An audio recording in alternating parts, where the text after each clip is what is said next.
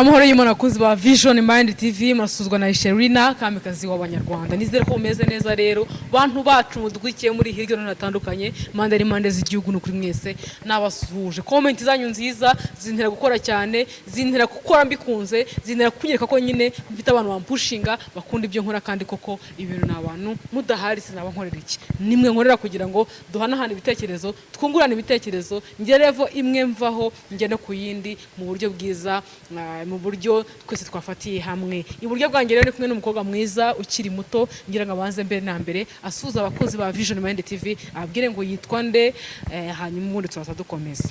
Ni karibu rero. Yego murakoze. Amazina yanjye nitwa Tuyisingiza Sandrina. Banje kubasuhuza mwese abakunzi ba Vision Mind TV. Turabashuhuje. Sandrine urakoze cyane rero ni by'agaciro kugira muri studio za Vision Mind TV ni byiza no kuri kandi ntekereza ko nawe wahisemo gukurikirana Vision Mind TV muri aya masaha ari kutureba uraza kubikunda uraza kumva inama y'ubuzima uraza kugira isomo kuramo hanyuma rero unarisharinge abandi bantu umeze neza ariko meze neza urakoze cyane twihuse rero ndagira ngo Sandrine adufashe asubire inyuma mu buto bwe donc aho yatangiye kumenyera ubwenge adusangiza experience y'ubuzima bwe umunsi wa none hari abantu bashobora kuvuga bati life Sandrine yanyuzemo nanjye nayinyuzemo akakugira inama cyangwa se akavuga ati Sandrine nkurikije wenda life wanyuzemo wagombaga kwitwara gutya cyangwa se wa mukobwa ukurikiye Vision Mind TV wa musore babana bakizamuka akavuga ati hey life is too much akitwara neza akiyoroshya cyangwa se akagira izindi skills z'imibereho agira mu buryo bumwe ndetse n'ubundi. Nagira ngo rero umbabarire ujye deep cyane amarangamutima uyakoreshe kugira ngo noneho story yawe y'ubuzima igira abantu benshi abanyarwanda yubakira ubuzima cyangwa se n'icyizere cy'ejo hazaza. Umwanya ni wowe rero Sandrine. Murakoze. Ikintu navuga ku buzima bwanjye bwo mu butoya nyine nakuze nyine mbona ibintu mu rugo urumva nyine gusa nyine nyuma byaje guhinduka ubuzima bwaje guhinduka. Mu rugo murabana bangahe? Turabana 8. Niwe mukuru? Oya. Mu bana 8 dufite ngendo wa 5. Wa 5 turabakobwa 3 n'abahungu 5. Ubwo rero ubuzima bwanjye navuga nyine mu rugo twakuze dufite ibintu ariko nyine ntago mvuga ko nyine mbizi neza ariko nari mfite nk'imyaka 7. Warabibonaga koko ibintu bihari? Ya narabibonaga kuko icyo gihe twabaga mu karere ka Gatsibo tuza nyine igihe kiza kugera tuza kwimuka noneho twimukira mu karere ka Nyagatare ahantu mu murenge wa Rwemasha ariko nyine twimuka nyine inzu yose nziza twageragaho nabazaga papa ati hano niho tugiye akaduhakanira ngo wapi noneho twisanze nyine muri ya nzu y'icyumba byari ibyumba 2 na salo urugi nyine abantu bo mu byaro barabizi nyine ubwo kuntu ahantu haba hameze inzu y'amatafari gucyana gucya nyine ubuzima butangiye kwanga kuko muri iyo myaka 7 ngiye ntago nari nagatangiye ishuri kuko ndumva narize mu wa mbere mfite imyaka 10 niga mu wa mbere kubera nyine gutangira ishuri nyine bigoranye nyine no gufata amasomo neza simbibasha gusa nkiga nsaba Imana mvugana Imana nimfasha ndabona mfite intege nke mu kwiga nimenya gusoma Imana izabikoze ngiga nkikamo wa 2 primary ya nkikamo wa 2 ndakomeza ndiga sinagize nyine nk'abandi bana nyine ngo mbone ya manota meza ngo nabaye wa mbere nyine niyo nazaga nyuma ubwo ndakomeza niga icyo gihe niganaga na musaza wanjye gusa yarandi imbere kuko ubu tuvugana ari mu wa 5 primaire yiga TTC primary or secondary ahubwo we ari secondary yiga Muhanga yiga TTC ubwo ngiye navuye mu ishuri niga mu mwaka wa 5 primaire kuko ndumva umunsi mva mu ishuri icyo gihe byari kuwa mbere kuko urumva tugera mu karere ka Nyagatare ubuzima bwaranze twakuze turi abana bafite ibintu noneho mu rugo umuntu uzi guhinga wenyine yari mama wenyine na papa nabyarazi nyine twakuriye muri bwa buzima ku buryo dushubije mu myaka yo gutozwa imirimo igihe cyararenze ubwo icyo gihe Nyagatare habaye ibintu byo guhinga ngo ibyate, yego mama yahingaga icyate. Icyo gihe yakoraga ahantu bita ku mupaka w'Ubugande Gatuna. ubwo yahingaga icyate. Icyo gihe byari amafaranga guhinga gushyitsa saa saba, yari amafaranga ibiceri 800. ubwo munsi byari kwa mbere twagiye ku ishuri nize ikigoroba, musaza wanjye yigaga mu wa 4 kuko bo bigaga igitondo n'ikigoroba, njye niga mu wa 2. Icyo gihe ndakomeza ndiga, mu masaha y'umugoroba turataha, tubwira mama ngo dukeneye amafaranga y'ishuri. Icyo gihe bari banumye icyabiri, musaza wanjye bamutumye icya5, bimwe byo ku ishuri ngo agahimbaza umusya, nyine ibintu nk'ibyo. Icyo gihe mama yavuye mu murima, tumusanga mu rugo, nyine ni njyewe wamanje ndamugana ku ishuri banumye amafaranga. Arangije nyine ngiye yanga kunsubiza, aranyihorera, aravuga ni wowe uri umwana, reka nceceke mbyihorere. ubwo musaza wanjye navuyeyo ahita aza, aramugana mama bantumye amafaranga icya5. Icyo gihe nibwo nabonye nyine mama amarira ye, nyine nibwo nabonye nyine amarira y'umubyeyi. We yarifashe aravuga ati ko nakoreye 800, ninyaho umwe muri mwe murarya iki? Noneho mbona ibintu by'ishuri nyine biragoye, bitangiye nyine kuncanga. Ubwo icyo gihe musaza wanjye niwe muntu wenyine wari ufite ubwenge, kuko kuva mu mwaka wa mbere yabaga uwa mbere. Ngiye ndangije mvugana narakaye, ndavuga ni njyewe ngiye kuva mu ishuri njye gushaka akazi ko mu rugo, nkore njyewe amafaranga nzajya mpembwa, tuzajye tuyishyura musaza wanjye akomeza ishuri kuko bafite ubwenge. Mama aravuga ngo happy. Icyo gihe yaragiye, icyo gihe yabaga mu Kibina, aragenda guza muri Keya 2000, twese aduhereza amafaranga twari dukeneye, turagenda ku ishuri turiyishyura, kuko icyo gihe ndumva twarashoje, niga mu wa 4 twashoje, ngiye mpita mva mu ishuri bitewe n'ubuzima, kuko mu rugo twaryaga saa 9, nimba turiye saa 9 tukazongera ejo bundi. Ariko nkaba ndi wa mwana nyine wakundaga amafilime, nkumva nyine nkuze nazazikina, nkumva nanize nazakina amafilime, ariko nyine rimwe na rimwe nyine bikanca intege kubera ubuzima bwo mu rugo, nyine simbyiteho. Ariko nyine muri ngiye mfite impano nyine yo kumva ko nakina filime. Yego navuye mu ishuri mfite imyaka 13, ariko nari naramenye gusoma. Yego ariko nyine gusoma ni Ikinyarwanda, Cyongereza nabwo ni gakeya, ariko nyine si cyane, urabizi n'isi ishobora kukwigisha. Ariko mu kuva mu ishuri n'ubundi ntabwo ubuzima bwahindutse, n'ubundi mu rugo ni kwa kundi, ahubwo twese tuba tugenda dushakisha akazi, tugerageza kugira ngo duhindure mu rugo. Intego yanjye rero ngiye navuga nyine nuko mba nifuza nyine mama niyo yapfa akabona nyine hari ikintu wenda cyahindutse ku mukobwa we, nubwo yanze ishuri, ariko ngiye naryanze kugira ngo musaza wanjye yige. Ikintu nabwira nyine abakobwa bari hanze ahangaha, kutiga nyine biragatsindwa, kutiga si ikintu. Buriya umuntu wize n'utarize hari itandukaniro rinini, kuko ushobora kwiga wanasoza nubona akazi uwo mwanya, ariko igihe icyo ari cyo cyose ishuri rirakugoboka. Ngiye mu myaka yanjye 18 mfite, maje kuzenguruka ahantu hose nshaka akazi, bambaza warize. Akenshi nabonaga nako mu rugo gukoropera abantu, gukora muri resitora. Ariko nyine ikindi kintu navuga banyirukaniraga mu kazi, kureba amafilime,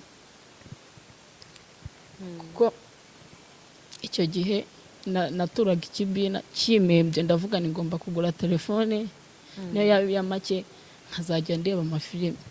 Ayo mafaranga waturaga mu Kibina baba yavuye hehe? Amafaranga naturaga mu Kibina nyine ni ya myaka twasune iwacu haba ibintu nyine, abantu bahinga imyaka, abanyonzi bakajya gupakira imifuka, nyine twasunikiraga abanyonzi. Rimwe na rimwe nyine tukajya gusenya, tugacuruza inkwi, tugahumba imyaka, nyine kuri abantu baba bashoje guhinga tugahumba imyaka. Ariko nyuma y'ibyo ngibyo maje kugura telefone, naje kugirirwa umugisha, mfite imyaka 15, mura n'umuntu n'umusore, mbega kuri iyo myaka urumva nyine mu bakobwa byari bimaze gucika mpura n'umusore nyine navuga arankunda amajije kunkunda ambwira icyifuzo cyanjye ndamubwira icyifuzo cyanjye ngiye mbona numva nta kintu amafilime aravuga ni ntabwo nyine ibyo ngiye nabyinjiramo anyishyura amafaranga 300 niga Kimironko ibijyanye na salo gusuka ariko nabwo sinsuke nshyizeho umutima simbifate kubera kureba amafilime ejo bundi ahangaha kandi ayo mafilime navuga natangiye kureberaho nyine nkunda amafilime natangiye kureba ziriya za Bakiramani za Jojo gusa nyine filime zindi zaje kunzamo n'ahantu wenda mvuga nakumenyeye nkagukunda ni ziriya Irebero byabansabe ukuntu ukina nyine ukuntu ukora ibintu byawe niwe muntu mbega najyagaho ngiye no kureba kuko filime ya mbere ngiye natangiye kugukundiraho ni hariya subu navuga uriya ndaranye ubutumwa nyine hariya yaratsaze wenda niho hantu navuga nyine nakunze ubwo rero akazi kose nabonaga najyagamo ati telefone yawe ubwo hose navaga bangiriye inama ati n'ahandi hantu uzajya n'iyo telefone ntabwo bizakunda njye ariko nkishyiramo mvuga ni Imana nibizi neza ko ngiye nzahura n'abantu kenshi nkunda nanabishimira Imana ko nahuye nawe Imana yakoze nyine yasubije bimwe mu byifuzo byanjye nari mfite amen ubwo rero nyine byanandinze ihangane Sandra Imana ikora byinshi kandi ngira ngo iracyanakora n'ibindi byifuzo byawe bizacamo hanyuma rero nyuma y'ubwo buzima byaje kurangira bite se mama byarangiye bite papa ngo mu rugo ko byaje kurangira gute ese uyu munsi noneho Sandra we ubu ninde yewe n'ubundi ngenda cyari wa wundi gusa nyine cyahindutse narakuze namenye ubwenge kuko ntazi ubwenge ntabwo namenya ko nsubiza ubwenge nyuma nkavuga niyo nkomeza nkiga muri bwa bushobozi buke twari dufite iyo nkomeza nkiga cyangwa niyo nabona andi mahirwe nyine nakiga ariko nyine urabona nyine iby'isi nyine birizengurutsa ubuzima bw'ababyeyi bwo ntabwo burahinduka nyine ni kwa kundi papa washakisha mu mahinga gusa nyine ikindi kintu nsabira Imana nyine yarakoze kuba ndi n'ahangaha mbasha noneho no kwambara neza nkambara nanjye ipantaro igura n'ibihumbi 10 kuko icyo gihe nyine nabyo nari nshoboye nta nubwo icyo gihe nta n'ubwenge nari mfite bwo kuvuga ngo ngiye gushaka akazi saa izi ngizi mvugana n'akazi mfite bitewe na kwa kutiga nyine kuko ikintu nakubwira cyo muri iki gihe kigiye kuza imbere n'umukozi wo mu rugo bizaza bisaba kuba yarize rero nshishikariza abana bari ku mihanda ndetse n'abandi bana bari kumva ko bava mu ishuri nta kintu rizabamarira bakomeze bige ishuri ni ryiza kandi ribafite akamaro kanini yaba ku bana babo ndetse no ku miryango yabo byabafasha cyane ntibacike intege hanyuma rero kuri iyo myaka yawe 15 wari ufite boyfriend nakwishyurira kwiga gusuka ni umuntu mwiza hanyuma uwo boyfriend wawe yagucaga iki story yawe nawe yaje kurangira gute story yanjye nawe kuko yanirese muri iyo myaka araneta nyine avuga ati utu nyine ni twana bafatirana nyine gucya na guke kuko ntabwo umuntu nk'uwo yari afite imyaka 27 ariko njyewe nyine nkabona ni nk'umuntu Imana yanyoheje wenda ngamfasha ariko nyine ntabwo ariko nabitekerezaga yaranyishyuriye njya kwiga mba Kimironko ahantu bita Nyagatovu ndiga waribanaga Nyagatovu aho naribanaga kuko yaranyishyuriye n'inzu kubamo yego yanyishyuriye inzu ariko nyine nawe yatangiye kuzajya acika intege rimwe na rimwe nkaburara bumwe n'ubundi nkarya nyine kwiga ariko nyine kwiga gusuka nta mutima nari mbifiteho kuko isaha ku isaha nagumaga nekereza ngo nyine guhura n'uyu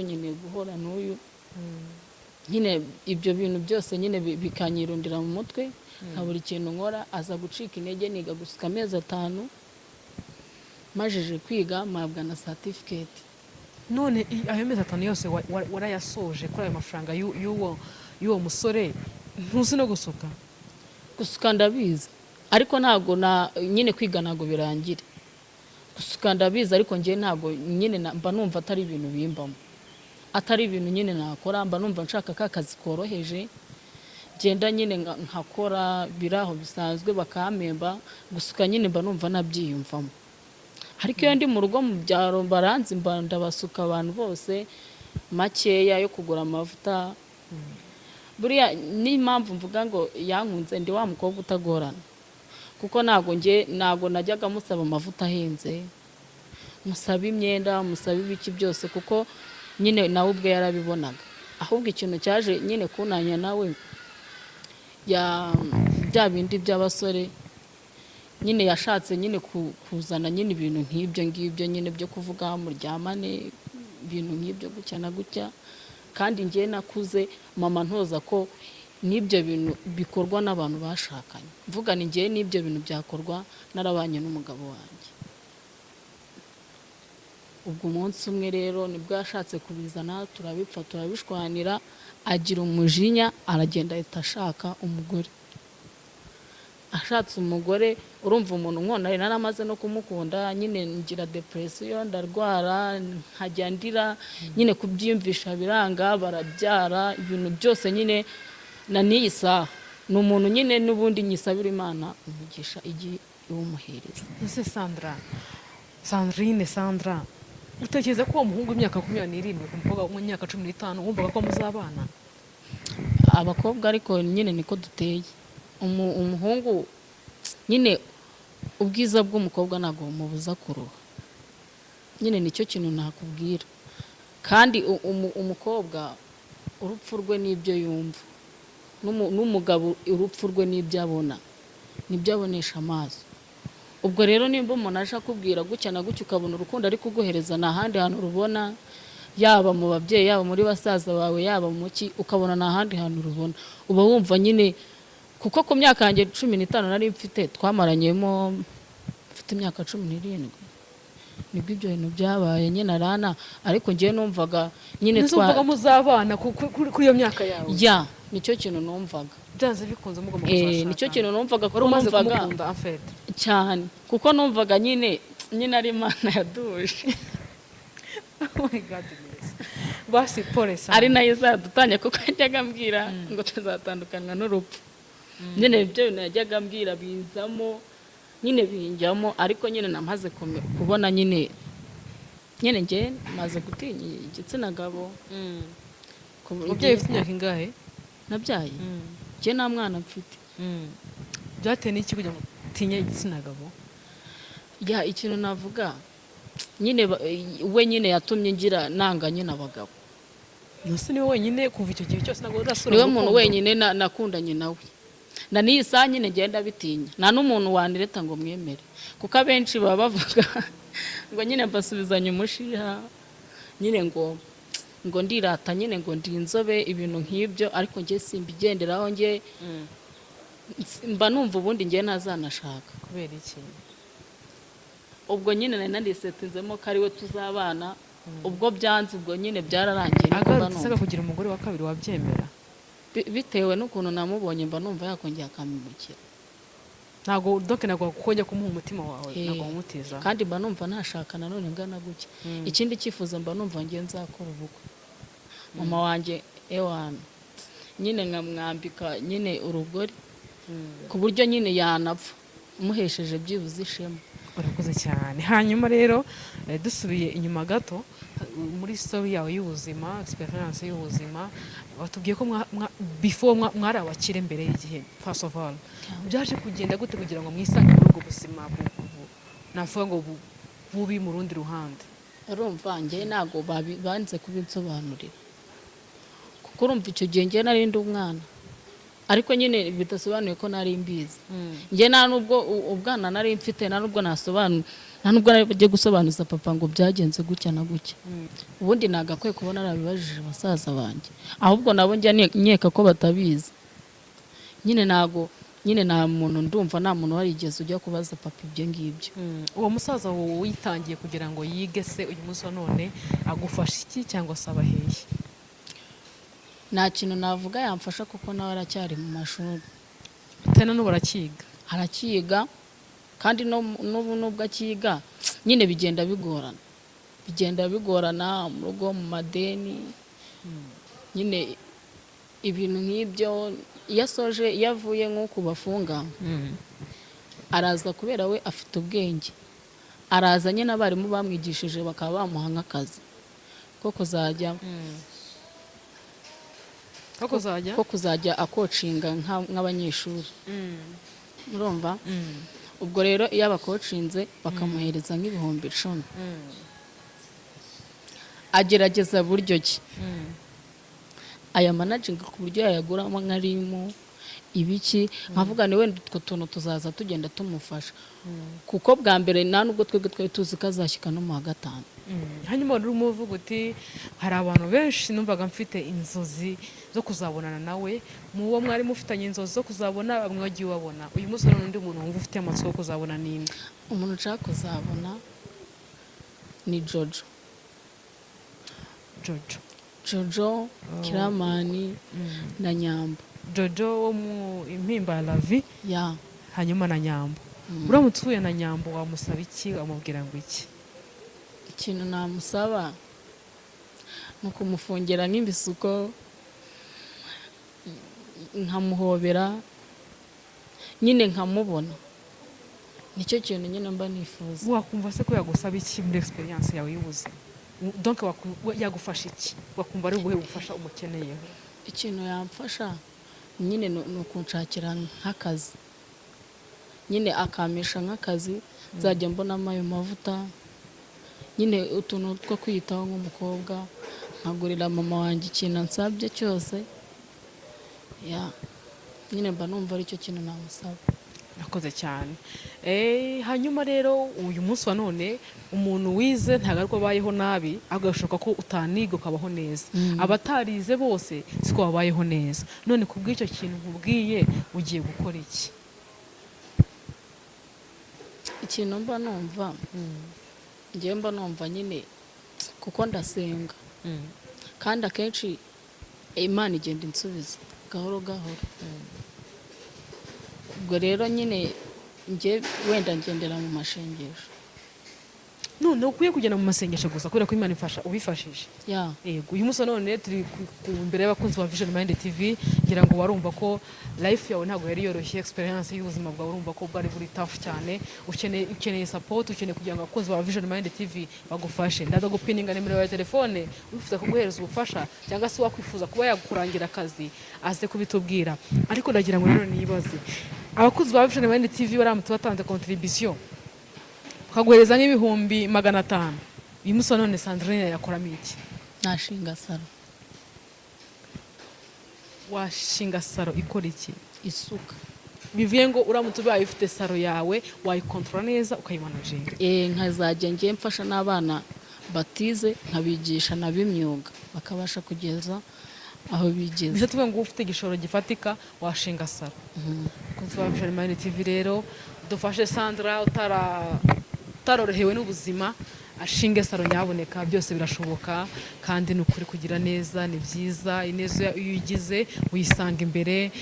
Ubwo ndimo ndabwira Nyambo yifuza kuzahura nawe, ndimo ndabwira Kiramani, ndimo ndabwira Jojo, ntabwo mwafashije bake, uyu mwana w'umukobwa nawe nimushyire itafari ku bikorwa bye. Ngiye nigeze mbona kuri status yawe umuntu urimo postinga ko ufite abana. Turatwana nyine nabisengeneza banjye.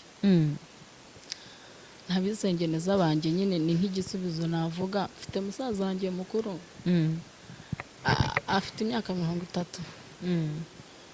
kuko nyine ngewe kubera afite imyaka 30, afite umwana w'amezi 4.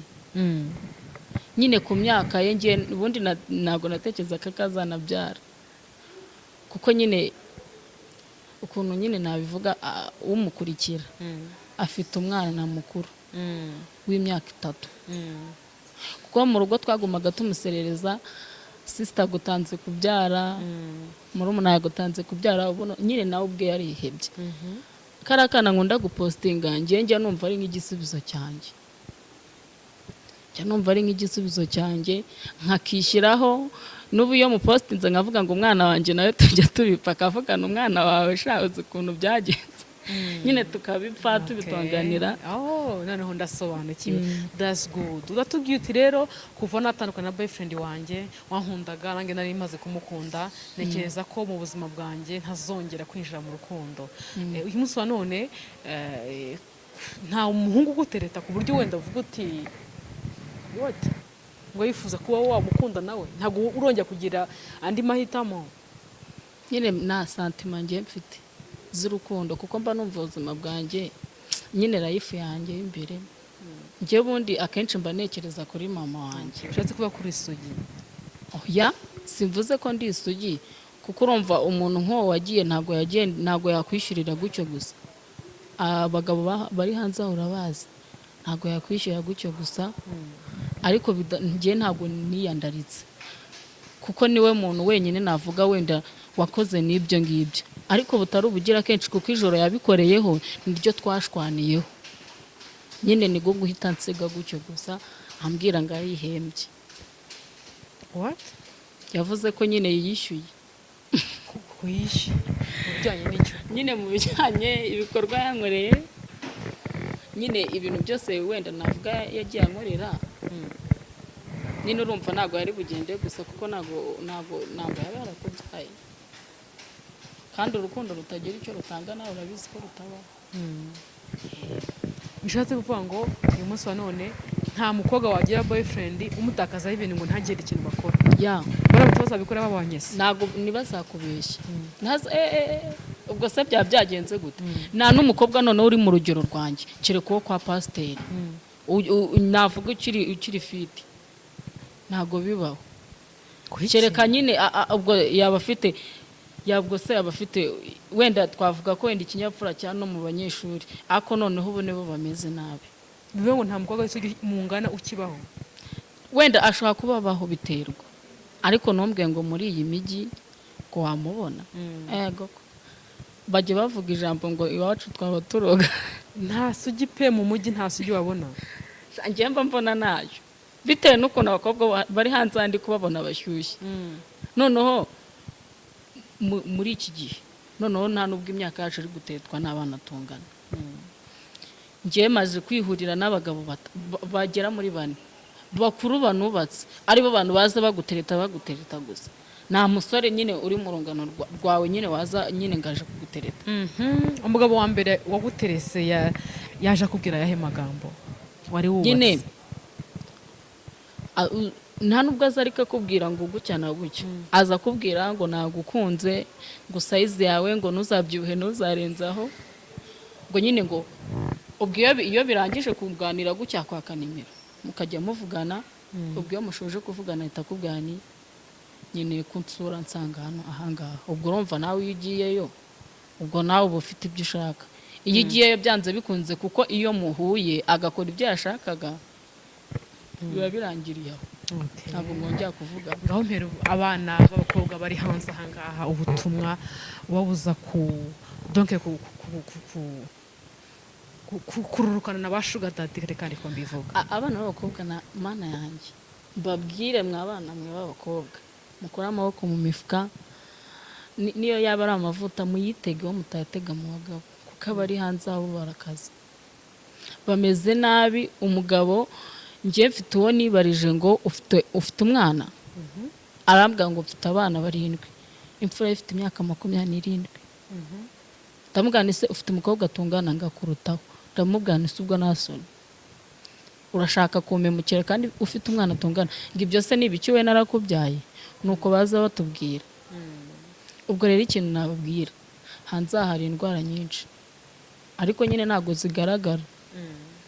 Abakobwa inama nabagira nyine bo bikorera ubwabo bo nibanabura n'ubushobozi abababyaye barahari.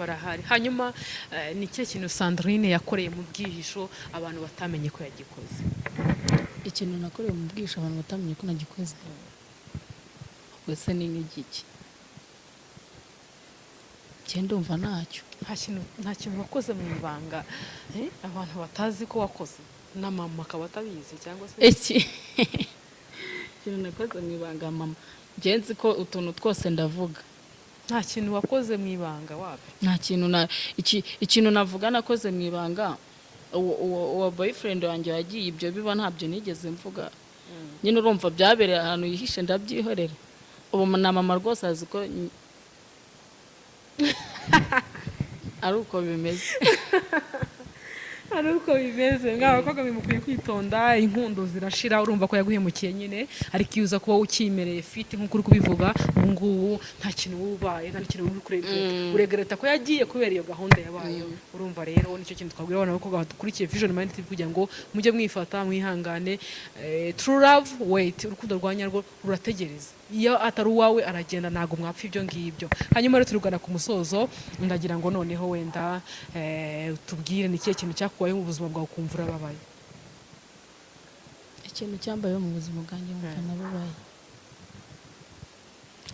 Ikintu cyambayeho mu buzima bwanjye nkumva ndababaye, nyine kandi numva ari byinshi bimbabaza. Baza kutubwiramo nka bibiri ntacyo. Ikintu nyine kimbabaza nyine nuko naho ngera, nyine na ahantu mva tu. Icyo kintu navuga. Ikintu navuga nanone, ikintu cyambabaje nyine ni ukubura uwo muntu, nyine niyo marira numva narize. Ukubura uwo muntu.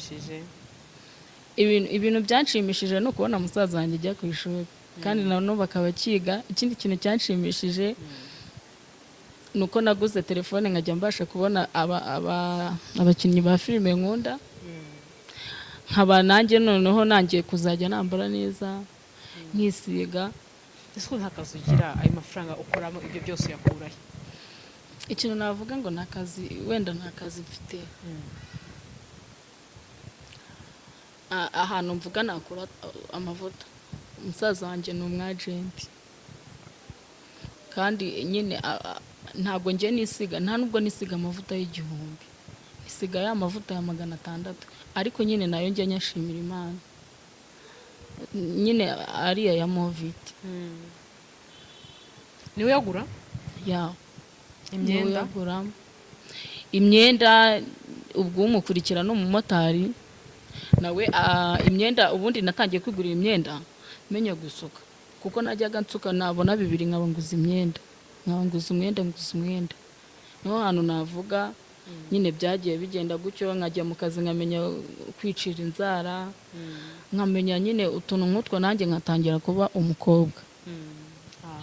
Wonderful. Courage rero ni ukuri, komereza aho ngaho, ariko nakugira inama yo gusevinga, kugura imyenda ntabwo ari byo byanyabyo gusa neza inyuma mu mufuka nta kintu kirimo, nta kintu bivuze. Wakwambara urukweto rumwe, wakwambara ipantaro imwe, ariko mu mufuka wawe ukagira ikintu cya saving, icyo kintu kiruta ibindi byose, sibyo?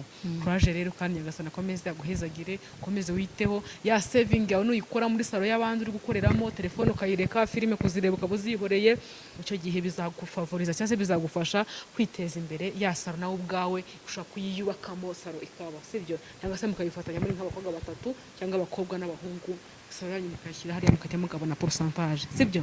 Ikindi kandi nakugiraho inama nuko uwo Nyambo nushaka kumubona ukabona kujya muri social media kugira ngo mubone ko ntabwo bikunda, uzakora cyane n'ubundi umugereho. Gukora cyane rero ni uko ufite salo yawe ikaguha amafaranga menshi, igitaramo kikaba i Kigali ugatega ukajyayo, ukajya mu gitaramo Nyambo ari bubonekemo. Byose bigira gute? Birashoboka. Ariko urumva ko mainly cyangwa se ikintu cya mbere kibirenzeho byose amafaranga ni byose, aragutambutsa. Iyo usa n'umuntu, donc iyo uhamagaye umuntu utikana agahindukira gutya agasanga uri gusa neza usa nayo, arakwitaba. Ariko iyo abonye nyuma akabona nta cyamwatsi uranubite. Urumva ikintu cya mbere rero, umwami wa byose ubihatse byose ni amafaranga, ariko mbere na mbere akabanza iki? Akabanza Imana. Ariko Imana nubwo ibihari itureberera, ushatse kugira ngo bibyemere mudufashe umuntu usa nabi ukamwinjiza ahantu nawe ukongera kwinjiramo usa neza, abantu ntibamenye no kugutandukanya nabo. Uri kubyumva? Kandi uri umuntu umwe. Urumva rero ikintu cya mbere n'amafaranga, ni ugushakashaka, kandi ni ukuri nta kure Imana itakura umuntu. please usevinze, please ukoze cyane, nyagasani nawe arakwitura, mama ukazamufasha, papa ukazamufasha, mu rugo bikazagenda neza, ukazakomeza ukiteza imbere. Mwari kumwe nanjye Ishema Kamikazi rero kuri Vision Mind TV, kumwe na mugenzi wanjye Sandrine, mwakoze kuza.